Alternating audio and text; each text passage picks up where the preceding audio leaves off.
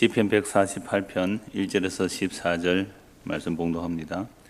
할렐루야. 하늘에서 여호와를 찬양하며 높은 데서 그를 찬양할지어다. 그의 모든 천사여 찬양하며 모든 군대여 그를 찬양할지어다. 해와 달아 그를 찬양하며 밝은 별들아 다 그를 찬양할지어다. 하늘의 하늘도 그를 찬양하며 하늘 위에 있는 물들도 그를 찬양할지어다. 그것들이 여호와의 이름을 찬양하면 그가 명령하심으로 지음을 받았음이로다. 그가 또 그것들을 영원히 세우시고 피하지 못할 명령을 정하셨도다. 너희 용들과 바다여 땅에서 여호와를 찬양하라.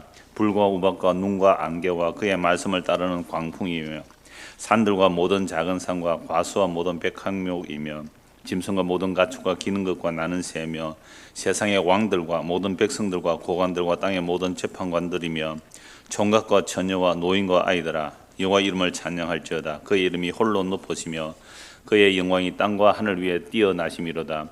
그가 그의 백성의 뿔을 높이셨으니 그는 모든 성도 곧 그를 가까이 하는 백성 이스라엘 자손의 찬양받을 이시로다. 할렐루야. 아멘. 계속해서 할렐루야 찬송입니다. 오늘 시편도 처음부터 끝까지 여호와를 찬양하라는 내용이죠. 존 밀턴의 신락원 패러다이스 로스터죠. 낙원을 잃어버렸다. 에덴도서에 주방됐다는 것은 이제 소설로 쓴 영국의 작가이기도 하죠. 존 밀턴의 그 신락원에서 이 시편을 재치 있게 인용하였다라고 합니다. 이 시편은 무지한 상태고 타락하기 이전에 아담과 하와가 아침에 불렀던 찬양으로 간주하고 인용하였다. 이건 이제 제임스 앤더슨이라는 사람이 이런 말을 했는데요. 저는 신락원 다 읽어보지는 않았습니다. 그 신락원 유명한 그 소설이잖아요. 그러니까 잃어버린 낙원을 이제 그린 건데, 그러니까 그 밀턴의 신락원에서 시편 지금 148편을 어떻게 해요? 아담과 하와가 언제 불렀던 찬송으로요? 타락하기 전에 불렀던 찬송으로 인용하고 있다. 그렇게 말하고 있어요. 그렇죠? 그러니까 148편 1절에서 그 14절까지는 처음에 높은 데서 천사들 보고 찬송하라 그러죠. 첫째 단락은 높은 데서 천사들이 하나님을 찬송하라. 그러니까 천사들 다음에는 만물이에요. 해와 달과 별, 바다의 물고기 같이 모든 만물이 하나님을 찬양하라. 그리고 마지막 단락에는 이제 세상의 사람들 보고 남녀노소 것 없이 찬양하라. 이게 큰 세 단락이죠. 천사들의 찬양, 만물의 찬양, 사람의 찬양. 그럼 마땅히 천사들도 피조물들도 사람도 하나님을 찬양함이 타락하기 이전의 찬양의 상태죠. 근데 인간이 이미 타락해버렸죠. 창세기 3장으로 인간이 타락해버렸단 말이죠. 타락하고 나니까 하나님을 찬송 안 하는 거예요, 인간들이. 그러면 이런 찬송을 부를 수 있는 사람은 누가 이런 찬송을 부를 수 있을까요? 구원을 받아야 됩니다. 타락한 우리가 구원받아야 찬송할 수 있는 거죠. 그래서 찬양이라는 것은 어마어마하게 놀라운 일입니다. 하나님을 찬송하는 그 찬송의 자리에 서서 하나님을 찬송하는 것이 원래 피조물의 목적이에요.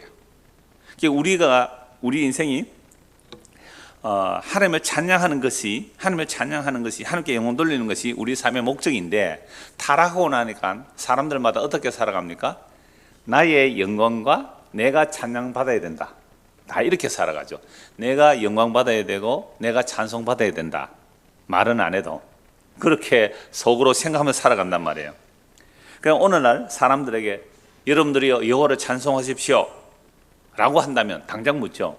내가 왜 여호와 하나님을 찬송해야 됩니까? 당신들이 믿는 하나님 내가 왜 찬송해야 됩니까? 라고 하면 이렇게 말하죠. 우리는 하나님께서 천지를 창조하셨고 당신도 창조하셨어요. 피조물이라면 당연히 창조주를 찬송해야죠 라고 하면 그 사람들이 뭐라 그럴까요? 아니 그러면 당신이 그 찬양하는 그 하나님이 선하신 하나님이에요? 이렇게 딱 물어요. 선하신 하나님이요? 그럼요. 절대적으로 선하신 하나님이죠. 그러면 선하신 하나님이 세상을 이 모양 이 꼴로 만들었습니까? 그러니까 하나님은 전지전능하지 않거나 선하지 않거나 그렇지 않아요? 딱 대질문합니다. 이게 오늘날 지성이라는 사람들이 하나님을 대적하는 모습이 딱 그 모습이거든요.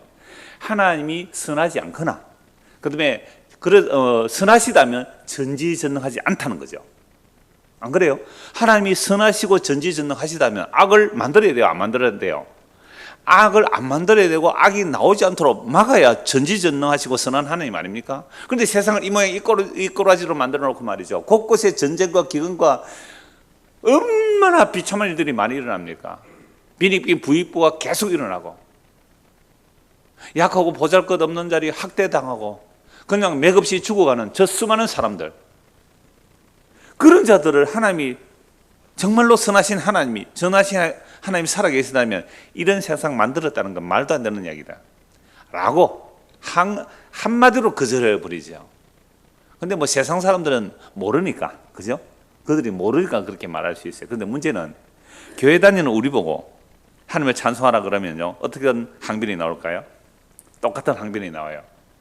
하나님이 정말 전능한 능력으로 천지를 창조하셨다면 왜 내 모양 내 꼴은 이 모양일까? 혹시 그런 생각 안 해보셨어요? 나는 왜 이렇게 가난한가? 나는 왜 이렇게 병드는가? 나는 왜 내 뜻대로 안 되는가? 라는 생각이 우리 속에 있지만 그걸 대해놓고 말 못하는 이유가 뭘까요?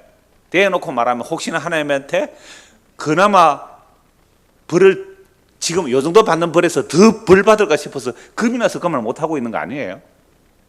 근데 시편에서는요, 과감하게 하나님께 대듭니다. 시편 73편. 하나님은 정직하시고 하나님은 눈이 정결하심으로 악인을 참아보지 못하는데 어떻게 악인이 형통하고 의인이 고난받는 하나님 가만히 계십니까? 대놓고 말해요. 아삽이. 하박국 선지자가 말해요. 하나님 왜 이럽니까? 우리가 아무리 잘못했다 그래도 저 아수르 사람들보다 우리가 못해요? 우리가 저 악인들보다 못한 거 아니지 않습니까? 그런데 왜 우리는 맨날 고생만 하고 저들은 떵떵거리며 잘 먹고 잘 살고, 그들이 그물로 물고기 잡듯이, 옛날에 전쟁에는 그물로 사람을 잡잖아요. 그물을 던져서 그물을 잡아서 사람을 잡았고 그 그물에 제사 드리는 그 우상 숭배자들이 우리보다 훨씬 크고 강한데 하나님 살아계신 거 맞아요? 전능하신 하나님 맞아요? 공의로운 하나님 맞아요? 라는 말을 대놓고 해요. 사실은 여러분도 대놓고 하셔도 됩니다. 겁이 나가 막 쪼려서 가지고 뭐 하나님께 함부로 말하다가 이보다 더 큰 고생할까 싶어서 벌벌 떨면서 하는 그것도 결국은 뭐예요? 내가 더 이상 고생 안 하겠다는, 결국 사람들은 자기 영광, 자기 찬양의 삶의 목적이 되어 있기 때문에 이런 불평과 불만을 하는 겁니다. 이미 우리는 선악과 따먹고 아담의 타락 이후로 태어난 인간이기 때문에 내 영광, 내 찬송이 삶의 목적이 되어버렸습니다. 내 영광, 내 이름, 내가 찬송받는 것, 내가 칭찬받는 것, 사람들에게 존귀 여김을 받는 것, 이게 우리 삶의 목적이 되어버렸어요. 그러니 내 뜻대로 안 될 때마다 우리는 누구를 원망합니까? 하나님을 대놓고 원망 못하죠. 교회 다니는 사람은 조상 탓하기도 하고, 뭐 아내는 남편 탓하고 남편은 아내 탓하기도 하고 그래요. 부모는 자식 탓하고 자식은 부모 탓하기도 하고 그래요. 뭐 나는 태어날 때부터 부잣집에 왜 안 태어났습니까? 항의할 수 있잖아요. 그럼 부모는 뭐라 그럴까요? 이놈아, 나도 네 같은 나 태어날 줄 몰랐대. 우리는 삶의 목적이 이미 창세기 3장 이후로 내 영광, 내 찬송 받기 위한 것이 이미 장착되어 있기 때문에 내 뜻대로 안 되면 우리는 원망과 불평이 나와요. 그러니까 세상에 안 믿는 자들이 하는 사람들은 모르고 한다 하지만 교회 다니면서도 우리는 그러고 살지 않겠습니까? 그 마음이 가난한 자들의 교회 그 전도사님이거든요. 그분이 전에 저도 한 만난 적이 있는데, 한국 왔을 때 그 미국에서 목회하시는데요. 목사는 목적이 죽은 사람이다. 목사는 목적이 죽은 사람이다. 목사, 그러니까 목자에 죽을 사자죠. 목적이 죽은 사람이다. 아주 일리 있는 말이죠. 그래서 자기는 목사 타이틀을 안 따는지 뭐 목사를 안 되려고 하는지 전도사람만 목회를 해요. 나는 목사 아니잖아요. 제가 참 동의하는 말이에요. 목사가 자기 이름의 영광, 자기 찬송을 받기 위해서 목회하기 시작하면 그때부터 이 사람은 십자가의 원수가 될 수밖에 없어요. 그런데 어저께 내가 또 어떤 분 설교를 들어보니까 그분의 아주 대선배 어른 목사님이 젊은 이제 새파란 목사 보고 물었대요. 예를 들어서 뭐 이 목사, 김 목사, 그래 자네는 목사가 무엇이라고 생각하는가? 어르신이 물을 때 함부로 예 목사는 이렇습니다 말 못하잖아요. 그럴 때 이분이 하는 말이, 목사란 나무 목자에 죽을 사자래요. 나무가 말라 죽었으면 아무 말도 못한다는 거예요. 교인들이 어떻게 해요? 목사를 발로 툭 차도요, 죽은 나무는 말이 없다. 그게 목사다라고 하더래요. 아주 나이 드신 어르신이 그 얘기를 하더래요. 그러면 젊은 목사 뭐라 그럴까요? 목사는 뭐 사람 아닙니까? 목사는 가만히 떼깁니까? 가만히 있으면 가만히 떼기 줄 압니까? 하고 대들 수 있겠죠. 그러니까 이 목사만의 이야기가 아니에요. 오늘 우리가 예수를 믿는다는 말은 자기의 목적이 죽은 사람들이에요. 전부 목사예요. 자기의 목적이 죽어야 성도예요. 자기의 목적이 죽어야 하나님을 찬송하지요. 내 목적이 안 죽으면 하나님을 찬송 안 하고 우리는 내가 찬송받아야 되고 내가 영광받아야 된다, 이렇게 되는 거죠. 그래서 예수를 믿는다는 말은 제가 여기 좀 덧붙이고 싶은 말 이런 거예요. 내가 그리스도와 함께 십자가에 못 박혀 죽었다면 그리스도와 함께 살아난 자죠. 이런 자들은 이제 드디어 모든 영광과 찬송을 하나님께 돌려드릴 수 있죠. 그런데 교회 오면요, 항상 하나님께 영광이죠. 하나님께 찬송, 하나님 영광으로 하는데 그 속내 한꺼풀 벗겨보면 그 안에는 자기 이름의 영광이 다 들어있잖아요. 그러니까 우리 교회 잘 되기를 생각 안 하는 사람이 누가 있을까요? 우리 교회 잘 되기를. 이번 우리 중고등부 또 유초등부 여름 성경학교 또 수련회 장소를 알아보기 위해서 곳곳에 알아봤는데요, 좋은 자리는 이미 선점을 다 했어요. 좋은 자리는 선점 다 했고 장소가 없어서 이번 주까지 뭐 어떻게 결정을 해보자고 했는데요, 이럴 때 무슨 마음이 딱 들어요? 산 좋고 물 좋은 곳에 멋진 수련장 하나 딱 지어 있었다면 얼마나 좋겠어요. 그러면 자랑 안 할까요? 야, 우리 교회는 뭐가 있다? 멋진 수련장이 있다. 심지어 이제 요런부터 무덤까지 갖춘 교회들 많아요. 큰 교회들은 뭐까지 있어요? 병원도 있고, 그 다음에 묘지까지 말이에요. 묘지까지. 그러면 죽어서 무덤 묻힐 것도 걱정 안 해도 되잖아요. 그런 것들이 만약 우리에게 있다면 그게 우리가 자랑이 될까요? 안 될까요? 왜 안 되겠어요? 얼마든지 자랑을 할 수 있잖아요. 근데 우리는 그런 거 아무것도 없어요. 뭐 자랑합니까? 우리는 그래도 십자가 복음이잖아요. 이렇게 자랑한다고요. 자, 본문 1절에서 2절 한번 보십시오. 할렐루야, 하늘에서 여호와를 찬양하며 높은 데서 그를 찬양할지어다. 그의 모든 천사여 찬양하며 모든 군대여 그를 찬양할지어다. 아주 높은 데서, 그렇죠? 아주 높은 하늘에서 천사들, 모든 군대라는 것도 결국 하늘 군대는 천사들을 말해요. 그러니까 하늘의 천사들을 향하여 여호와 하나님을 찬송하라, 할렐루야 하나님을 찬송하라 라고 말하는 겁니다. 높은 데서 찬송하라 그러니까요, 제가 높은 데서를 찾아보니까 마태복음 21장 제가 그냥 읽어드릴게요. 마태복음 21장 7절에서 10절입니다. 나귀와 나귀 새끼를 끌고 와서 자기들의 겉옷을 그 위에 얹으며 예수께서 그 위에 타시니 무리의 대다수는 그들의 겉옷을 길에 펴고 다른 이들은 나뭇가지를 베어 길에 펴고 앞에서 가고 뒤에서 따르는 무리가 소리 높이 이르되 호산나 다윗의 자손이여 찬송하리로다. 주의 이름으로 오시는 이 가장 높은 곳에서 호산나 하더라. 예수께서 예루살렘에 들어가시니 온 성이 소동하여 이르되 이는 누구냐 하거늘 무리가 이르되 갈릴리 나사렛에서 나온 선지자 예수라 하니라. 스가랴 9장 9절의 말씀대로 예수님께서 나귀 새끼를 타고 예루살렘 성으로 입성하죠. 이제 왕인 줄 알고 사람들이 막 찬송합니다. 어린아이도 찬송하죠. 근데 그 찬송하는 내용이 가장 높은 곳에서 호산나. 이거는 마가복음 누가복음에 다 나오는 내용이에요. 가장 높은 곳에서 호산나.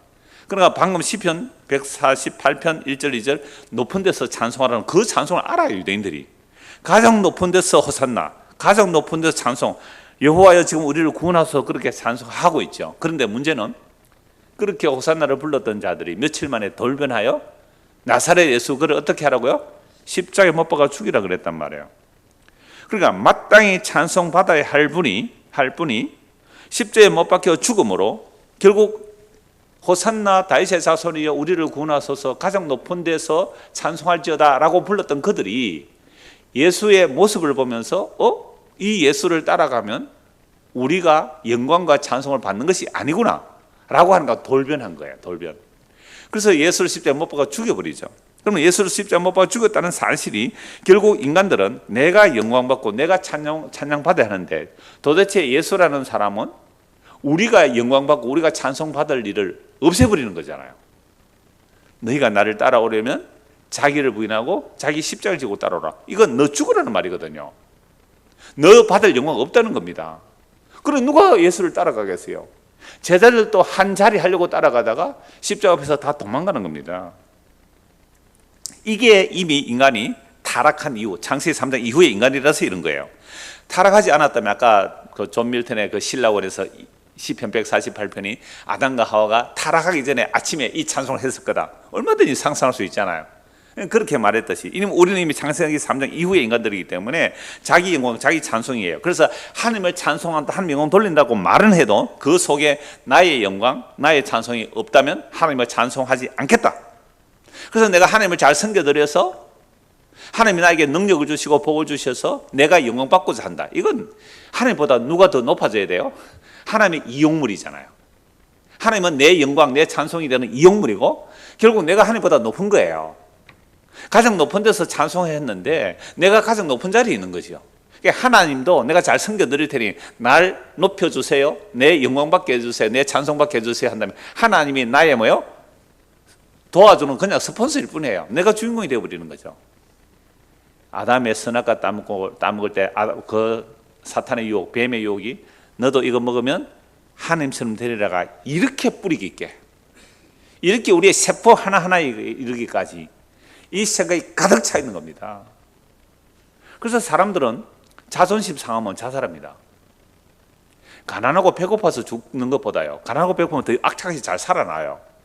부자인데 먹을 것도 많은데 입을 것도 많은데, 어저께가 뉴스 보니까 또 뭐 BJ라 합니까? 뭐랍니까?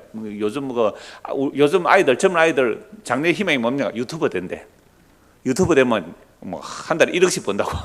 여러분, 유튜버 1억 벌려면 얼마나 사람들의 욕망을 채워줘야 그렇게 많이 들어오겠어요.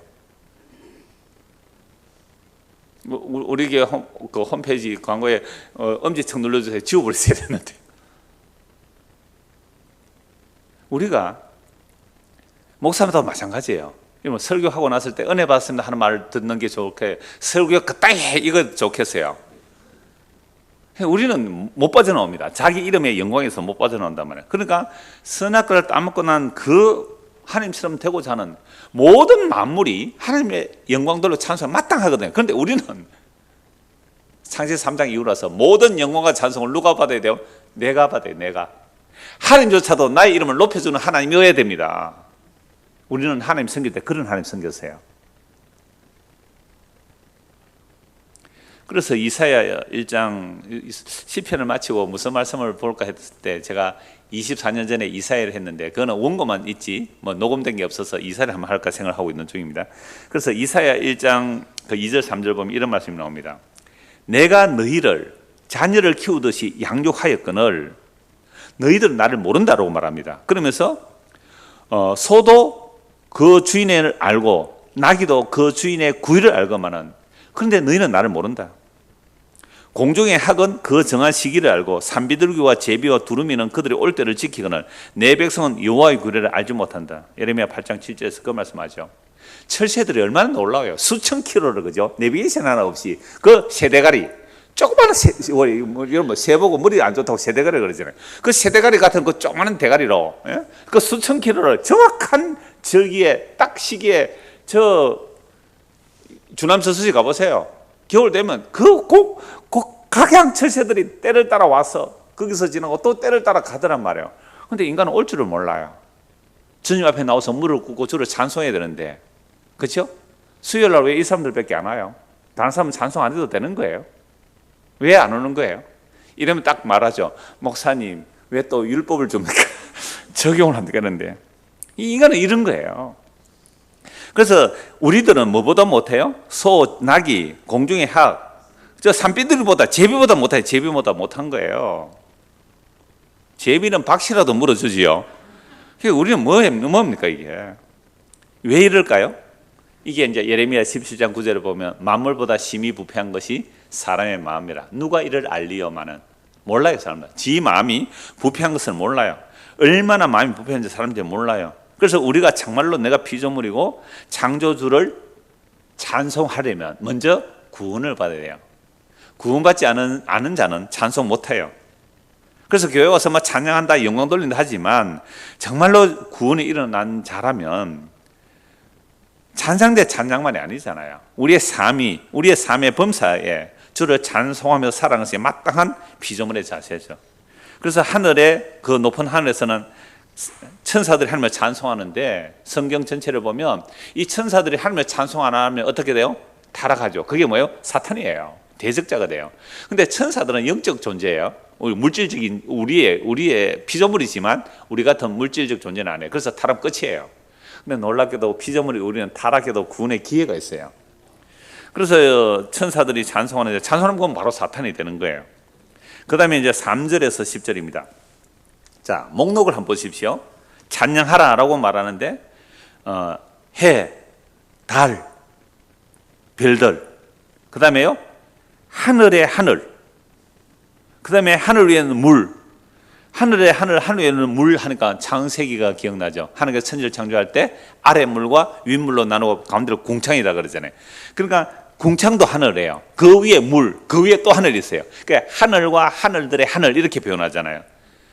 솔로몬이 성전을 지어놓고 여호와 하나님을 찬송할 때 하늘과 하늘들의 하늘이라도 하나님을 용납할 수 없거늘 어떻게 사람이 지은 이런 전에 하나님이 계시겠습니까? 그러니까 하나님이 단지 언약하셨기 때문에 언약궤가 있는 이곳을 향하여 눈을 주시고 마음을 주십시오라고 찬송하거든요.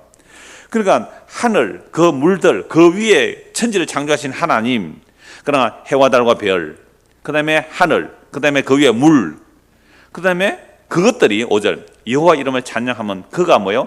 명령하심으로 지음을 받았습니다. 이야, 명령하심으로 지음을 받았습니다. 그래서 해와 달과 별들이 지금도 각기 제 길을 따라 돌죠. 우리 찬송 있잖아요. 해와 달과 별들이 항성과 행성이, 고정된 별들, 도는 별들이 행성이고 항성이죠. 항성과 행성들이 각기 제 길을 따라 움직이잖아요.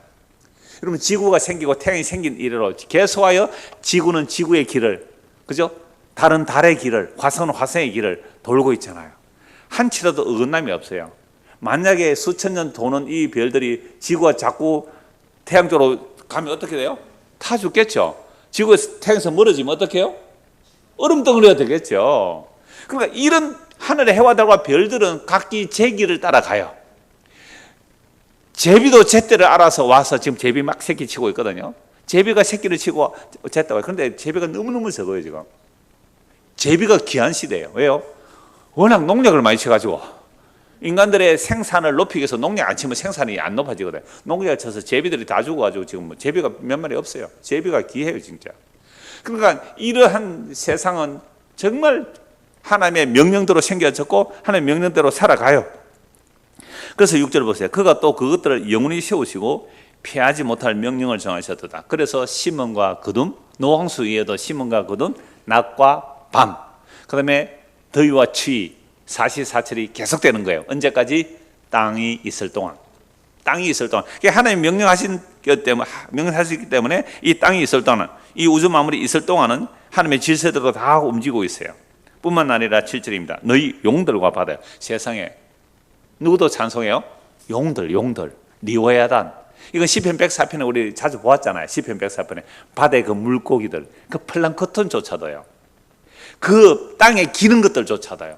꼬불꼬불한 뱀, 리워야단이라고 하는 그 악으로 표현되는 그 바다의 용들조차도 하나님을 찬송해요. 악도 하나님께서 쓰시는 거예요. 악도 하나님이 쓰시는 거예요. 선과 악이 다 하나님께로부터 나왔어요. 그러니까 어찌 그럴 수 있느냐고 항의하는 것은 이미 내 선악 판단하기 때문에 그래요. 하나님은요 다 그렇게 쓰는 거죠. 그래서 어떤 그 시를 주석해 놨는 사람 보면요, 이 바다의 용들이 오케스트라 같으면 바다의 용들은요 가장 저음이래요. 베이스, 더 밑에 베이스, 막 콘트라베이스 같은 음악 이런 소리 내도 뭐예요? 결국 깨꼬리 같은 뭐 소리도 나올 거고 저 바이올린 높은 소리도 나올 것이고 그 모든 소리들이 하나님을 찬송한대요. 그 용들은 무슨 파트라고요? 우리 찬양대 베이스 파트는 용들. 그렇게 노래하는 거죠. 바다여 땅에서 여호와를 찬송하라. 또 불, 우박, 눈, 안개, 그의 말씀을 따르는 광풍. 하나님의 광풍, 태풍도 하나님의 말씀을 따라 순종해요. 광풍이 산들과 모든 작은 산과 과수와 모든 백향목이며 짐승과 모든 가축과 기는 것과 나누시며 땅에 기어다니는 그 벌레조차도 하나님을 찬송해요. 그래서 시편 104편에 보면 그 바다의 물고기들이 하나님께서 얼굴을 향하여 자기들에게 먹을 것을 주시기를 바라다가 하나님께서 얼굴을 숨기시면 두려워하고 그들이 당일에 흙으로 돌아간다 그랬잖아요. 이 바다의 용들조차도 하나님을 찬송한다는 거죠. 하나님께서 먹을 것을 주시기를 바라본다는 거죠. 그래서 짐승과 모든 가축과 기는 것과 나는 새며 세상, 자, 요까지, 10절까지. 그래서 3절에서 10절까지는요, 모든 만물이 다 하나님을 찬송하라는 말씀에 찬송해요. 만물은 다 찬송한다고요. 근데 우리 인간은요, 찬송 안 해요. 인간은 찬송 안 해요. 그래서 이제 인간들에게 말하는 겁니다. 10절에서 14절, 11절에서 14절, 세상의 왕들과, 이런 왕들이 다른 사람을 찬송하겠어요? 세상의 왕들이 모든 백성들과 고관들과 땅의 모든 재판관들이며 총각과 처녀와 노인과 아이들아, 여호와 이름을 찬양할지어다. 그의 이름이 홀로 높으시며 그의 영광이 땅과 하늘 위에 뛰어나심이로다. 그러니까 남녀노소 신분의 지위고하를 막론하고 다 찬송해라. 총각과 처녀야, 노인과 아이들아, 남녀노소 다 찬송해야 돼요. 여호와 이름을 찬양할지어다. 왜 찬송해야 되는가? 찬송의 이유가 13절에 나옵니다. 그의 이름이 홀로 높으시며 그의 영광이 땅과 하늘 위에 뛰어나십니다. 홀로 높으신 하나님, 영광이 땅과 하늘에 뛰어나십니다. 그 높으신 하나님을 찬송하는 자들은요, 14절입니다. 그가 그의 백성의 뿔을 높이셨으니 그는 모든 성도 곧 그를 가까이 하는 백성 이스라엘 자손의 찬양받을 이시로다. 할렐루야. 모든 왕들 보고 찬송하라 그래요. 왕들이 찬송합니까? 여호와 하나님을? 근데 놀랍게도 홀로 높으신 그 여호와 하나님이 세상에 이 땅에 사람으로 오셨다는 거죠. 이게 삼위일체의 신비죠. 여호와 하나님이 이 땅에 사람으로 오셨는데 그분이 홀로 높임을 받으시는데 그분이 십자가에 지신 예수님이란 말이죠. 그래서 그분을 찬송하려면 14절입니다. 그의 백성의 뿔을 높이셨다라고 말하죠. 그의 백성의 뿔을 높이셨다. 여러분, 뿔을 높여주셨다는 말은요, 구원을 받았다는 말이에요. 낮은 사람을 높이셨다라는 의미도 되지만 뿔을 높여주셨다는 게 구원인데요. 사무엘상 2장 1절과 10절 말씀입니다. 제가 읽어드릴게요. 한나가 기도하여 이르되 내 마음이 여호와로 말미암아 즐거워하며 내 뿔이 여호와로 말미암아 높아졌으며 내 입이 내 원수들을 향하여 크게 열렸으니 이는 내가 주의 구원으로 말미암아 기뻐함이니이다. 여호와를 대적하는 자는 산산이 깨어질 것이라. 하늘에서 우레로 그들을 치시리로다. 여호와께서 땅끝까지 심판을 내리시고 자기 왕에게 힘을 주시며 자기의 기름 부음을 받은 자의 뿔을 높이시리로다 하니라. 그럼 한나가 기도한 내용 중에 뭐를 노래해요? 뿔을 높여주셨다. 내 원수들을 향하여 내 뿔을 높여주셨다라고 말합니다. 그러니까 한나는 아이를 못 낳는 여자였죠. 근데 버니나가 아이를 가지니까 얼마나 막 학대해요. 아주 비웃죠. 아이도 못 낳는 여자가 뭘 큰 소리 치느냐. 이러니까 막 그 버니나가 대적이라 그래요. 한나가 소위상에서 하나님께 기도했잖아요. 하나님의 응답을 받고 자녀를 준다는 그 응답, 엘리 제사장을 통해 응답을 받고 나서는 마음에 근심이 없었다 그러잖아요. 그리고서 찬송하는 내용이에요. 내가 여호와로 말미암아 즐거워하며 내 뿔이 여호와로 말미암아 높아졌다. 내 뿔이. 그러나 내 뿔을 높여주시리라라는 이런 내용. 결국 메시아를 바라보는 거예요. 물론 이제 사무엘이 그 역할을 하지만 메시아가 오셔서 낮은 자를 높여주시고 높은 자를 내려주신다. 이게 내 뿔을 높여주신다는 개념이죠. 이건 마리아의 찬송도 마찬가지거든요. 메시아가 오시면 어떻게 한다고요? 세상의 모든 교만한 자를 내려치시고 낮은 자를 높여주신다. 옛날 고대에서는 이거 여자 집을 못 받잖아요. 그런 자를 높여주신다. 성경에서 여호와 하나님이 홀로 높임을 받아야 되는데 그래서 스스로 높다고 하는 자들을 심판하는 거예요. 높은 산, 높은 산이 무슨 잘못했어요? 높은 산 심판해 버린대요. 높은 근세, 능력, 세상의 모든 높다는 것들을 다 심판한다는 내용이 성경에 너무너무 많이 나와요. 우리가 시편 다룰 때 다 구약의 선지서들 다룰 때 다 보았거든요. 나는 신이다. 두로왕이 그래. 나는 신이다. 너는 신이 아니야. 낮춰버려요. 바벨론 왕, 느부갓네살 왕이 이 바벨론 내가 만들었다. 너는 아니야. 짐승으로 만들어버리잖아요. 그러니까 지금 방금 했던 그 사람들, 왕들, 고관들, 재판장들, 그 높은 자들이 정말로 자기가 피조물이며 오직 주님께 홀로 찬송을 돌리려면요, 그거 깨어져야 돼. 그 교만이 깨어져야 되거든요. 그 교만. 하나님이 싫어하는 게 얼마나 교만해. 타락의 원인도 처음에 교만이잖아요. 그 교만을 깨뜨리시는 하나님. 성이 그렇게 많이 나옵니다. 그래서 뿔을 높여준다는 말은 내가 있는 자리에서 높아진다는 이런 개념 아니에요. 내가 다른 사람보다 더 건설까지 이런 개념이 뿔을 높여준다는 게 아니에요. 사무엘상 16장 13절 22장 3절에도 뿔에 대한 내용이 나오는데 읽어드리겠습니다. 사무엘이 기름 뿔병을 가져다가 그의 형제 중에서 그에게 부었더니 이날 이후로 다윗이 여호와의 영에게 크게 감동되니라. 사무엘이 떠나서 라마로 가니라. 23장 3절입니다. 내가 피할 나의 반석의 하나님이요 나의 방패시요 나의 구원의 뿌리시요 나의 높은 망대시요 그에게 피할 나의 피난처시요 나의 구원자시라. 나를 폭력에서 구원하시도다. 다윗이 기름 부음 받고 나서 핍박받다 그랬잖아요. 형들에게 미움받고 사울에게 죽임을 당할 수 있으니까 피난 가는 시절에 그게 하나님의 부음을 받았기 때문에 사무엘이 기름 뿔병 뿔에다가 양뿔 같은데 기름을 담았겠죠. 거기에 기름 담아서 이제 다윗에 부어서 부음을 받고 나니까 미움을 받는데요. 그러니까 다윗이 이제 피하여 다니면서 이렇게 노래하는 겁니다. 내가 피할 나의 반석의 하나님이요 나의 방패시요 나의 구원의 뿌리시요. 그러니까 구원의 뿌리라는 말은 하나님께서 구원해 주신단 말이에요. 구원해 주신다. 그러니까 구원의 뿔, 구원받은 자들이 찬송하는 거죠. 구원받은 자들이 찬송하는 겁니다. 그래서 오늘 저와 여러분들이 홀로 높으신 그 여호와 하나님을 찬송한다면 일단 우리에게 무엇이 일어나야 그 홀로 높으신 여호와 하나님을 찬송할까요? 나의 무엇이 깨어져야 돼요? 교만이. 나의 교만이 깨어져야 돼요. 내가 뭘 그렇게 교만하다고요? 나 교만할 건덕지도 없는데 나는 왕도 아니고 그죠? 방백도 아니고 난 재판관도 아니고 뭐 대한민국에 1% 들어가는 사람도 아닌데 내가 뭐 그렇게 짜다라고 교만하다고 교만이 깨어져야 된다 그럽니까? 아니에요. 어린아이라도 뱃속에 있는 아이라도 교만해요. 야곱과에서 쌍둥이 뱃속에서 싸우잖아요. 서로 이기려고. 그래서 우리의 교만이 정말 어떠한지 그 교만이 깨어져야 이제 주님을 찬송하게 되거든요. 그게 이제 구원이 일어나야 되는 거죠. 우리에게 구원이 일어나면 우리의 교만이 깨어지는 겁니다. 우리의 교만이 깨어지면 그게 구원이 일어나는데 빌립보서를 한번 같이 찾아보겠습니다. 빌립보서 2장을 보십시오. 빌립보서 2장입니다.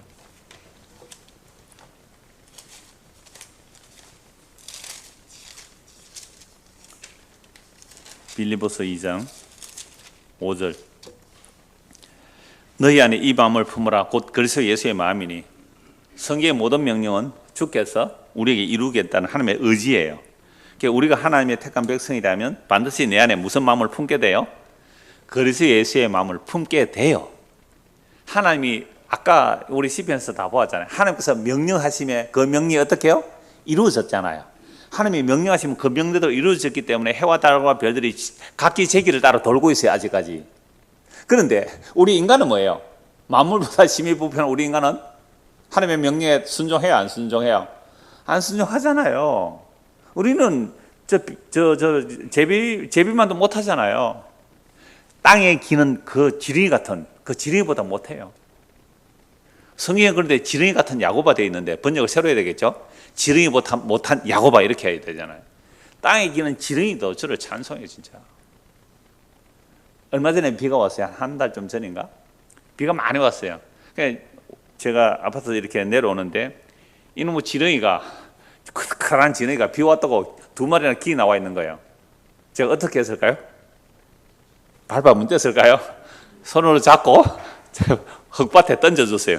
야들이 찬송을 너무 하다가 찬송을 너무 많이 하다가 기분이 좋아가지고 그냥 시멘트 바닥에 나와서 비가 오니까 얼마나 지렁이도 찬송하고 좋아해서 뛰어나왔겠어요. 우리는 땅에 기는 것들도 주님을 찬송하는데 우리는 찬송 안 해요. 오늘 하루 살면서 주님을 찬송했어요? 하나님께 감사했어요? 범사에 감사하고 그를 기뻐했습니까? 여호와를 즐거워하고 여호와를 기뻐했습니까? 안 그렇잖아요. 짜증나고 신경질나고 원망스러웠잖아요. 이게 우리는요 땅에 기는 벌레만도 못한 인생이에요. 그래서 찬송가에 이런 찬송이 있잖아요. 이 벌레만도 못한 나를 위해 주님 피 흘리셨네. 그래서 정말로 우리가 예수 그리스도의 그 구속의 은혜, 그 십자가의 피 흘림의 구속의 은혜를 입으면요 홀로 높으신 주님을 그제서야 찬송해야 되는 거죠. 다시 빌립보서 2장 5절 보십시오.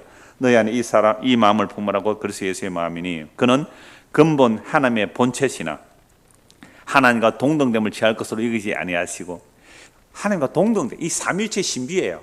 이 땅에 사람으로 오신 예수, 그 나사렛 예수가 근본 하나님의 영광의 본체시래요. 하나님의 영광의 동등이에요. 근데 스스로 그 영광을 취할 것으로 여기지 아니하시고 오히려 자기를 비워 종의 형체를 가지사 사람들과 같이 되고 사람의 모양으로 나타나사 자기를 낮추시고 죽기까지 복종하셨으니 곧 십자가에 죽으심이라.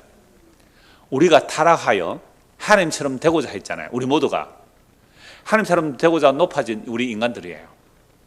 그렇기 때문에 하나님조차도 나의 목적물이 나의 도구가 되는 것이죠. 나의 수단이 되어버려요. 하나님 나의 수단이 되어버렸어요. 교회에서 주야주야하고 정성 바쳐 기도하고 헌신 봉사한 거요, 주님을 사랑해서 그래서요? 진짜 주님을 사랑해서 그래요? 아니면 나의 영광을 위해서 그래서요? 내 영광, 내 높아짐, 그렇다면 하나님이 나의 삶의 목적이 아니라 하나님 나의 수단이고 내 삶의 목적이 내가 되어버린 거잖아요. 안 그런 사람 있습니까? 안 그런 사람 없어요. 이걸 성경은 죄라 그러잖아요. 하나님보다 더 높아지고자 하는, 그래서 진짜로 하나님을 살해버리는 인간, 그게 십자가예요. 하나님보다 더 높아지고자 한 그 죄가 진짜 하나님을 살해버렸다. 근데 진짜 하나님은 어떻게 하셨어요? 자기를 비워 종의 모습으로 십자가에 죽기까지 복종하셨어요. 그러니까 죄가 뭔지를 예수님이 드러내시니 사람들이 견디지 못하여 예수를 죽여버리죠. 근데 예수의 죽음으로 인하여 이제 이 세상의 죄가 뭔지 확 펼치는 거예요. 내가 와서 말하지 아니하였더라면 너희가 너희 죄를 몰랐으리노라. 이제 내가 이 땅에서 내가 말했기 때문에 너희는 죄를 핑계할 수 없다, 이렇게 말씀하셨어요. 요한복음에서 예수님이 이 땅에 오셔서 말씀하셨을 뿐 아니라 그 말씀대로 십자를 지셨기 때문에 이제는 우리가 죄를 핑계할 수가 없어요. 죄가 뭐예요? 네가 하나님처럼 높아져서 하나님조차 죽여버린 인간이야. 큰일 났네요. 정말 큰일 났는데 어찌 할까요? 이게 사도행전 2장에서 베드로가 보험 전했을 때 반응이에요. 진짜 그러네요. 내가 하나님 살해한 죄인 맞네요. 그때 하는 말이 뭐라고요? 회개하고 주 예수를 믿으라. 그리하면 성령을 선물로 받으리라. 이거 안 되면 우리는 예수를 믿는다는 것이 회개하는 것이 아니고 예수를 믿어서 내가 또 높아지려고 하는 거예요. 그래서 너희 안에 이 마음을 품어라. 곧 그리스도 예수의 마음이니 그는 근본 동등 하나님과 동등되시나 자기를 위해 종의 모습으로 오셔서 어떻게요? 죽기까지 자기를 낮추시고 죽기까지 복종하시나 곧 십자가에 죽으십니다. 이러므로 하나님이 그를 지극히 높여 모든 이름 위에 뛰어난 이름을 주사 홀로 높으신 이름 찬송이라고 그랬잖아요. 지금 시편 148편 14절에 홀로 높으신 그 이름 찬송이란 말이에요. 홀로 높으신 그 이름이 누구예요? 예수예요. 어떤 예수요? 십자가에 죽은 그 예수예요. 그 예수가 하나님의 영광의 본체세요. 그러니까 시편 140편을 하면서 예수의 이름이 안 나오는 게 너무 많아요. 제가 이 사람 주석 저 사람 주석 이런 해석 저런 해석 쭉 살펴보는데요, 놀랍게도 시편 148편에서 예수의 이름이 안 나와요. 홀로 높으신 요 하나님은 말하는데 그 이름이 예수라고 말을 안 해요. 근데 그분이 예수래요. 이름으로 하나님이 그를 지극히 높여 모든 이름 위에 뛰어난 이름. 보세요. 홀로 높으신 이름이잖아요. 홀로 높으신 이름. 모든 이름 위에 뛰어난 이름을 주사 하늘에 있는 자들과, 이제 하늘을 보고 뭐라 그래요? 찬송하라 그랬잖아요. 하늘에 있는 자들, 땅에 있는 자들, 오늘 우리죠. 땅에 있는 자들 찬송하라 그래요. 땅 아래 있는 자들은 뭐예요? 이미 죽은 자들이겠죠. 모든 무릎을 예수의 이름에 꿇게 하시고 모든 입으로 예수 그리스도를 주라 하시나요 하나님 아버지께 영광을 돌리게 하셨느니라. 그러니까 우리가 하나님 아버지께 영광을 돌리는 길이 뭐예요? 예수의 이름에 무릎을 꿇는 거예요. 근데 그 예수가 어떤 예수예요? 십자가에 죽으신 그 예수 앞에 무릎을 꿇는 거죠. 내가 당신을 죽였나이다. 내가 하나님 되고자 높아지고자 한 이 죄가 당신을 살해하였나이다 라고 무릎 꿇을 때에 하나님께 영광이 되는 거잖아요. 자, 다시 오늘 본문 그 끝부분 한번 보겠습니다. 148편 예, 11절입니다. 세상의 왕들과 모든 백성들과 고관들과 땅의 모든 재판관들이며 총각과 처녀와 노인과 아이들아 여호와 이름을 찬양할지어다. 그의 이름이 홀로 높으시며 그의 영광이 땅과 하늘 위에 뛰어나시며다. 아이들에게 하나님의 찬송을 하면 해요, 안 해요? 중고등부 아이들 앞자리에 앉히는데 찬양 시간에 찬양할까요, 안 할까요? 내가 왜 와서 찬송하나, 이런 표정이에요. 이런 표정이에요. 뭘 아이들이 구속하신 은혜를 찬송할까요? 제가 부목사 때 중고등부 맡았거든요. 빛나고 높은 보좌와 그 위에 앉으신, 빛나고 높으면 그 위에 앉으신 주 예수 얼굴 영광이 해같이 빛나네. 얼마나 놀라운 찬송이에요. 그거 마지막으로 할 건데요, 그 계시록에서. 아이들은요, 죽어도 아이들아 여호와를 찬송하라. 찬송 안 하는 이유가 뭘까요? 지가 죄인에서 그래요. 선악과 따먹고 하나님보다 더 높아져 있기 때문에. 한번 생각해 보십시오. 우리가 남녀노소 할 것 없이 진짜 주님을 누가 찬송합니까? 그 십자가 지신 예수 이름 앞에 무릎을 꿇고 누가 주님을 나의 주라고 고백합니까? 그게 진짜 찬송인데 말입니다. 누가 찬송해요? 그러니까 우리가 짜증나고 원망스러운 것은 내가 찬송받아야 할 자로 착각하니까. 내가 찬송받아야 할 자로. 왜 우리가 찬송받아야 하죠? 이게 죄인이라서 이걸 몰라요. 진짜 성경을 통하여 내 죄가 뭔지 알고 회개하고 예수 믿게 되면요, 이제는 우리는 어디서라도 찬송하는 게 마땅해요. 복음 전하다가 감옥에 갇혔는데 바울과 실라가 뭐 해요? 기도하고 찬송해요. 아니, 예수 믿다가 감옥에 잡혀서 내일 죽을 텐데 거기서요 찬송한다니까요. 무슨 찬송이 나오겠어 거기서. 그런데 거기서 찬송이 나오는 거예요. 이게 제대로 된 피조물의 자리예요. 제대로 된 피조물의 자리. 그래서 그 찬송에 참여된다는 것이 얼마나 큰 영광인지. 그래서 제가 이 설교할 때 한두 번 이렇게 말씀을 드렸는데요, 지금 뭐 돌아가셨을 거예요 아마. 옛날에 그 부산대 미술 그 교수였는데요, 부산미대 교수였는데 이름이 김영길, 옛날에 그 한동대 교수 이름하고 비슷해서 똑같아서 아마 헷갈리기도 했는데, 제가 전도사 때 그분 오셔서 특강을 했는데요, 이 자기가 그린 그림 특이한 그림이에요. 뭐 나뭇결 비슷한 그림인데 어떤 특이한 그림이에요.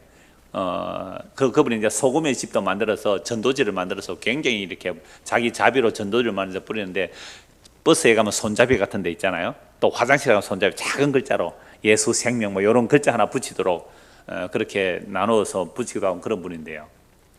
그 요한계시록 또는 뭐 예수님의 그 부활 장면 있잖아요. 부활. 그래 천군천사 확 오는 그런 멋진 그림을 그려놓고요. 큰 그림을 그려놓고 제 구석 끝에다가요 자기를 그려놓았다는 거. 저건 접니다. 이 뭐 얼굴도 안 보이지만 저는 저 구석 끝에 주님을 찬송하는 저 자리에 있는 것이 저의 가장 큰 소망이고 기쁨이고 영광이라 이렇게 표현을 했어요.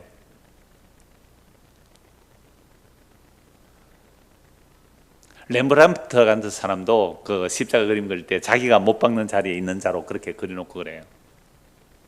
그래서 제가 오늘 이 148편 우리가 찬송할 수 있다는 게 얼마나 큰 은혜를 받고 구원을 받아야 찬송하느냐 이 말이죠.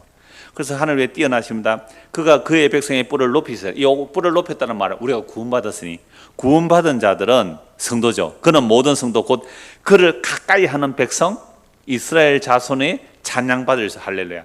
구원받은 자들이 할 수 있는 것이 바로 찬송이에요. 하나님을 찬양하는 거예요. 이거 노래라는 거 아니란 말이죠. 그래서 우리가 주를 찬송하는 일은 반드시 구원이 일어나야 됩니다. 그 구원을 이루시기 위하여 행하신 그 주님의 일이 아까 빌립보서 2장 말씀이죠. 그러니까 우리는 허물과 죄로 죽어 있기 때문에 자기만 찬송해요. 자기만 영원 받기를 원해요. 이게 바로 공중근세 잡은 자, 지금도 불순종의 아들들 가운데 역사는 그 마귀에 사로잡힌 거예요. 이런 자들은 오직 자기 이름 자기 영광뿐이에요.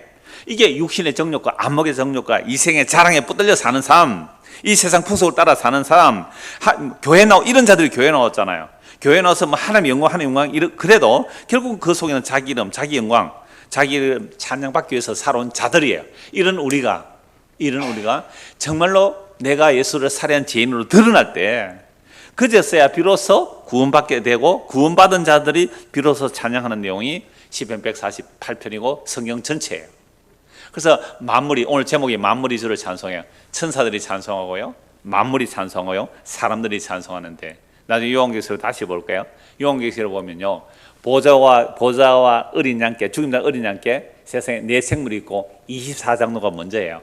구약과 신약에 구원받는 자를 먼저, 그 다음에 천사들이에요. 그러니까 하늘나라 가면 천사가요, 우리보다 뒤쪽에 서야 돼요. 이게 예수 그리스도의 보혈의 능력이에요. 그래서 천사들은 믿는 자들을 섬기라고 보낸 자들이에요. 천국에 가면 천사들이 우리 뒤에서 천군사 찬송하고요, 24장로가 보좌 더 가까이 가요. 구약과 신약에 구원받은 12지파와 12사들로 인하여 구원받은 모든 자들이 보좌와 그 중요한 어린 양의 찬송을 하고요, 그 뒤에 천사들이 서고요, 그 다음에 뭐예요? 만물이 그를 찬송하는 걸로 성이 끝이에요. 그러니까 우리가 주를 찬송하는 자리에 선다는 것 자체가 얼마나 감사와 감격인지, 이 찬양 때 아무나 안 차면 안 돼요. 적어도 그 구속의 은혜가 있어야 찬송을 해야 돼요. 다음에 제가 시험 한번 치볼 거예요. 이제 시험 테스트 해가지고 정말 당신의 구속의 은혜가 있는가. 구속의 은혜가 있다면 콩나물 대가리 잘 몰라도 앉을 수 있고, 구속의 은혜를 모르면 자기가 음대를 스스로 나웃 할지라도 앉으면 안 돼요. 이 자리가. 그게 찬양이에요. 오늘 설교 우리 찬양대 단톡에 꼭 올려서 다 듣도록 해야 되겠습니다. 정말이에요. 그거예요. 그래서 두 사람 찬송을 한번 보겠는데요. 이런 박정호 씨 너무 잘 알잖아요. 이 사람 누굽니까? 세계적 소프라노 김수미보다 점수가 김수미가 아니죠. 조수미죠. 조수미보다 이 사람이 점수를 올 A 받은 사람이에요. 박정호 씨가 조수미보다, 같은 서울대 성악과 출신인데 조수미보다 성적이 더 높아진 사람이에요. 조수미는 세계적 스타가 되는데 박정호 씨는 복음성가 하다가 우리나라만 좀 알려진 사람이잖아요. 이 사람이 심포니로 찬양이라는 그 노래가, 심포니로 찬양. 심포니는 관현악 단인데 하이든, 베토벤이 그 완성한 곡들이잖아요. 관현악 중심으로 굉장히 엄청난 음악들이죠. 그 가사 한번 읽어드릴게요. 박정호 씨인데요. 저는 시편 148편을 보다가 박정호 씨 이 심포니 찬양이 생각나서 제가 인용을 했는데요. 우주의 작곡자요 지휘자가 주의 오케스트라 앞에 서네, 피조물은 정겨운 악기들과 하늘의 물이 환호하네, 찬란한 사계절 박자를 알리네, 주님 신호에 태양 새벽 나팔부네, 해오리 바람 힘차게 불어와 지휘봉에 맞춰 몰아치네, 대양의 파도가 해안을 두들기고 은하수 춤추며 회전하네, 거칠은 박자로 빗방울 떨어지네, 천둥과 번개도 손뼉치네, 심포니로 찬양 주님께서 지휘하시네, 크고 작은 만물들 모든 소리 높여 심포니로 찬양해, 하늘은 조용히 기다리네, 주 얼굴 돌리네 인간에게, 정결한 옷 입은 찬양대에 일어나 주님께 찬양 경배 드리네, 하나님의 영광 우주에 가득 넘치네, 모든 피조물도 함께 선포하네, 존귀 죽임당하신 어린 양, 옛부터 계신 주께 영광, 크고 작은 만물들 모두 소리 높여 심포니로 찬양해, 존귀 죽임당하신 어린 양, 존귀 어린 양 예수, 심포니로 찬양, 옛부터 계신 주께 영광, 크고 작은 만물들 모든 소리 높여 심포니로 찬양해, 크고 작은 만물들 모두 소리 높여 심포니로 찬양. 아멘. 오늘 저녁에 가셔서 유튜브에 검색하셔서 심포니로 찬양 꼭 한번 들어보십시오. 다음은 제가 종종 소개한 박진희 씨의 시편 148편 내용인데요. 제목은 홀로 영광, 그 이름 예수입니다. 주 하나님의 이름 예수, 영원히 찬양하나이다. 하늘의 하늘이여, 물 위의 물이여, 천군 천사와 함께 그 영원하신 영광의 이름을 다 찬송할지어다. 그 이름으로 만물을 창조하시고 시간의 흐름 속에 그 이름의 증거를 드러내시며 그 이름의 피로 사단을 멸하시고 그 이름으로 긍휼의 구원을 영원히 보이시니 주의 이름을 모든 만물이 찬양하며 주의 이름으로 태어난 모든 백성이 찬양하나이다. 만세 전부터 기쁘게 뜻하신 아들의 죽음, 세상 끝날까지 피하지 못할 명령, 운수의 머리를 상하게 하리라. 그 영원하신 명령의 은혜를 받은 만물들아, 찬양하라 찬양하라. 그 위대하신 은혜의 이름을 찬양하라. 백성의 종기를 세우신 자, 천지 만물도 새롭게 세움을 받고 멀리 바라보던 그 나라와 그분의 영광, 이제는 가장 가까운 동거함의 축복으로 하늘나라 잔치에 날마다 동참하네. 그 높고 귀하신 이름, 아버지와 아들과 성령의 이름 예수, 영원히 찬양하나이다. 저는 148편을 보면서 앞에서 잠시 말씀드렸지만은 어떤 유명한 주석가 학자들도요, 시편 148편에서 예수의 이름을 드러낸 자가 별로 없었어요. 근데 박진희 씨 보세요. 예수의 이름을 그 하나님의 이름으로 부르고 있고, 박종원 씨가 예수의 이름을 하나님으로 찬송하고 있잖아요. 얼마나 놀라워요. 그래서 끝으로 계시록 두고 보고 말씀 마무리하겠습니다. 요한계시록 4장입니다. 성경 마지막이죠. 하나님을 어떻게 찬송하는지, 구속받은 자들이 어떻게 찬송하는지. 요한계시록 4장 8절입니다. 하늘이 열렸습니다. 하늘이 열렸어요. 보좌가 있습니다. 보좌에 앉으시니, 보좌에 둘려 24장로들이 있어요. 무지개가 둘려 있고요. 24 그 장로들이, 24 보좌들이 있어요. 그게 이제 장로 24장로가 있죠. 그리고 찬송합니다. 내 생물이 찬송하고요. 24장로가 내 생물이 찬송하고. 8절부터 보죠. 내 생물은 각각 6날개를 가졌고 그 안과 주에는 눈들이 가득하더라. 그들이 밤낮 쉬지 않고 이르기를 거룩하다 거룩하다 거룩하다 주 하나님 곧 전능하신 이여 전에도 계셨고 이제도 계시고 장차 오실 이시라 하고, 그 생물들이 보좌에 앉아서 세세토록 살아계신 이에게 영광과 존귀와 감사를 돌릴 때에 24장로들이 보좌에 앉으신 앞에 엎드려 세세토록 살아계신 이에게 경배하고 자기의 관을 보좌 앞에 들이며 이르되, 우리 주 하나님이여 영광과 존귀와 권능을 받으시는 것이 합당하오니 주께서 만물을 지으신지라. 만물이 주의 뜻대로 있었고 또 지으심을 받았나이다 하더라. 창조주를 찬송해요. 창조주를. 근데 그 창조주가 다시 오시는 분이래요. 그래서 삼위일체라는 게 이렇게 신비해요.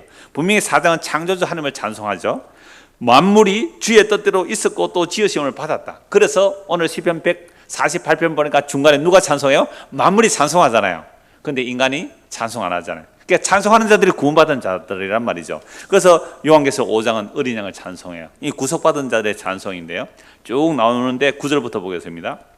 그들이 새 노래를 불러 이르되, 새로운 피조물 되어야 돼요.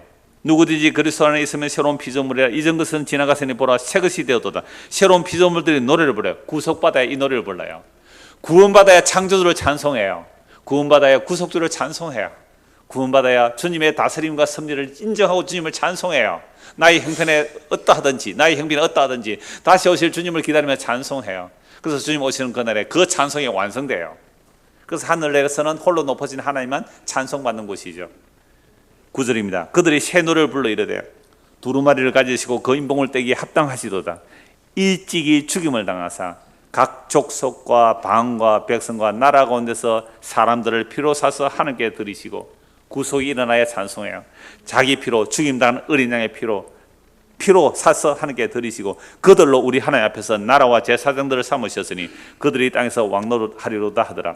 내가 또 보고 들으며 보좌와 생물들과 장로들을 둘러싼 많은 천사의 음성이 있으니 그 수가 만만이요 천천이라.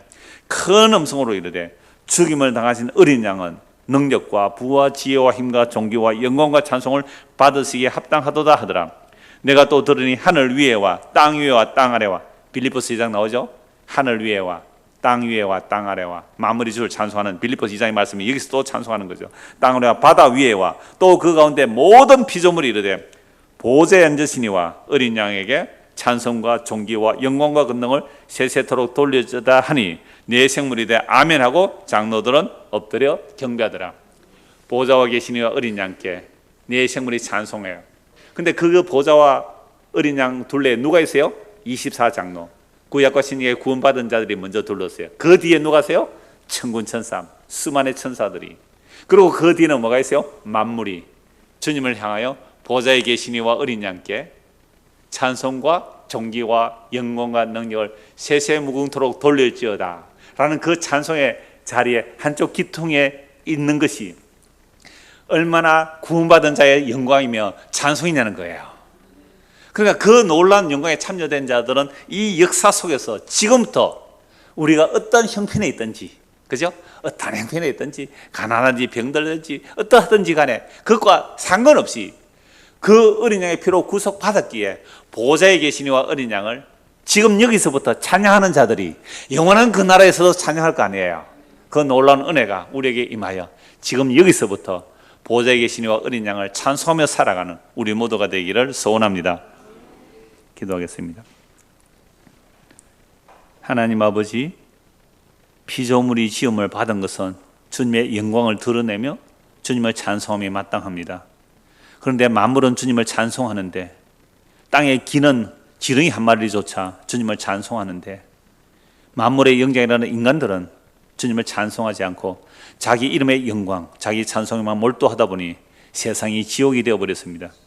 이런 세상에 하나님이 사람이 되시고 사람보다 더 낮은 그 십자가를 지심으로 자기 뜻을 이루시고 자기 백성을 구원하여 내셨습니다. 그 피로 구원받은 자들은 비로소 자기 죄가 무엇인지 알고 그 속죄하신 죽임당하는 어린 양과 그 보좌에 계신 하나님을 찬송하게 되겠사오니, 그 놀라운 영원한 찬송의 자리에 지금 여기서부터 찬송하며 살아가는 믿음의 사람들이 되도록 은혜를 베풀어 주옵소서. 예수 그리스도 이름 받들어 기도드리옵나이다. 아멘.